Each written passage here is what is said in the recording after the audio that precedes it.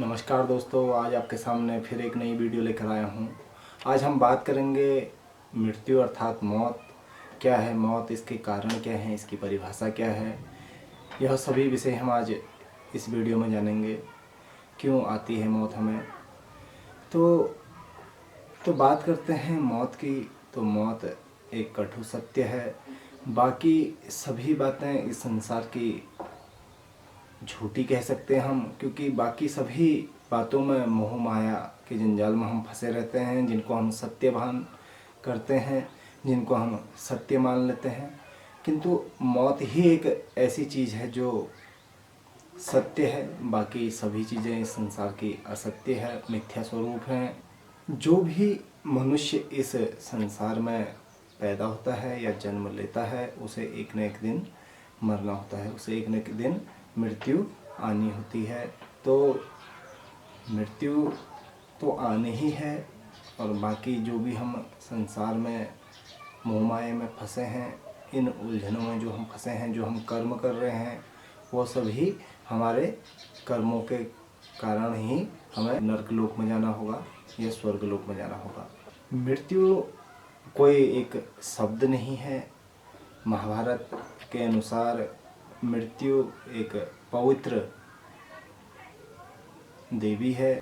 सामान्य भाषा में जीवात्मा अर्थात प्राणी के जीवन के अंत को ही हम मृत्यु कहते हैं। मृत्यु के मुख्यतः 101 स्वरूप हैं हिंदू धर्मों में जो बताया गया है, और इसमें से प्रमुख 8 हैं, जिसमें दुर्घटना, आघात, शोक, चिंता, बुढ़ापा आदि आते हैं। मृत्यु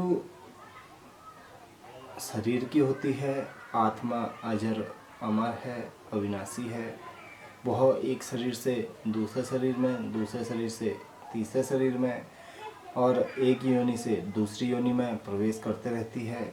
जीवात्मा शरीर को छोड़कर जब जाती है, उसी के अनुरूप उसे अपने पाप कर्म और पुण्य कर्मों को भोगना होता है। योनियाँ 2 प्रकार की होती हैं। एक होती है उच्च योनियाँ और दूसरी नीच योनियाँ। उच्च योनियों में अच्छे कर्म करने वाले, पुण्य कर्म करने वाले लोग जाते हैं, स्वर्ग की प्राप्ति होती है उन्हें, अपने कर्मों का भोग वहीं करते हैं।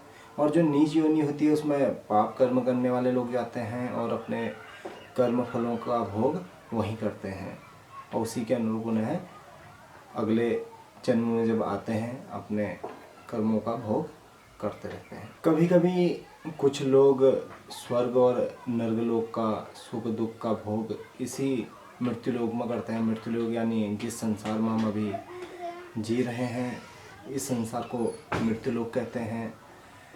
तो कुछ व्यक्तियों का भोग इसी मृत्युलोक में ही स्वर्ग और नर्क का रहता है। इसे हम एक उदाहरण के रूप में समझ सकते हैं कि एक कोई बहुत अमीर व्यक्ति जिसकी सभी आवश्यकताएं, नौकर चाकर, सभी इच्छाएं, उसे जिस भी वस्तु की ज़रूरत होती है उसके सामने होती है, और वह अपने संसार में बहुत खुश रहता है। उसका एक पुत्र है और पुत्र ही उसका संसार है। एक दिन अचानक उसके पुत्र की मृत्यु हो जाती है। मृत्यु होती है तो वह उसका संपूर्ण संसार बिखर जाता है। दुखों का उसके ऊपर एक पहाड़ आ जाता है और उन दुखों को यहीं भोगने लग जाता है, और यह उसके जीवन तक ही चलता है। जब तक उसकी मृत्यु ना हो जाए तब तक उस फल को भोगते रहता है। उसकी एक पीड़ा रहती है उसके मन में। तो जब तक उसका पुत्र जीवित था तब तक उसने पुण्य कर्मों के फल भोगे। जैसे ही उसके पुत्र की मृत्यु हो जाती है, उस दिन से उसके पाप कर्म के फल शुरू हो जाते हैं। और जब तक पुत्र था तब तक वो स्वर्गलोक के फल भोग रहा था। जैसे ही पुत्र की मृत्यु हुई, वो नर्कलोक में अपने कर्मों के फल भोगने लग गया। जो पापवान मनुष्य है वह अपने कर्मों के हिसाब से स्वर्गलोक में, नर्कलोक में अपने कर्मों का फल भोगता है, और जो पुण्य कर्म वाले व्यक्ति हैं वो स्वर्ग लोक में रहकर अपने कर्मों का फल भोगते हैं। तो हम आज बात कर रहे थे मृत्यु पे। मृत्यु क्या है? मृत्यु इस संसार का एक शाश्वत सत्य है, और मृत्यु के अलावा बाकी जो भी हम मोह माया के जंजाल में फंसे हैं वो सब असत्य है। क्योंकि हम मोह माया ही हमें अपने अंदर जकड़े रहती है और कर्म बंधनों में फंसाए रहती है। यह तेरा मेरा, इसी में हम उलझे रहते हैं। तो मृत्यु का ज्ञान होना भी व्यक्ति के पुण्य कर्मों को बढ़ा सकता है।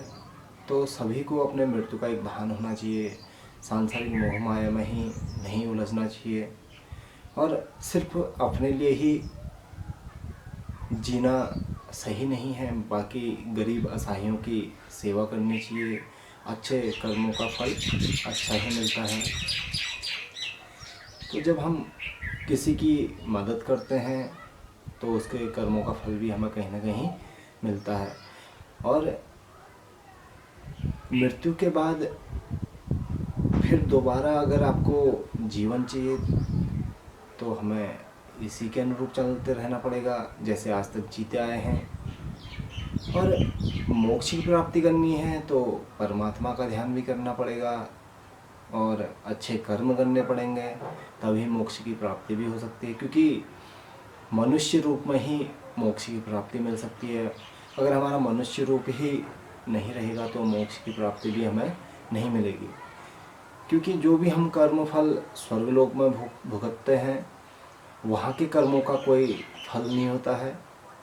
जो भी कर्म हम इस मृत्युलोक में करेंगे, इसी के कर्मों का फल हमें अच्छा और बुरा मिलेगा। क्योंकि स्वर्गलोक में कोई भी कर्म के फल नहीं मिलते हैं।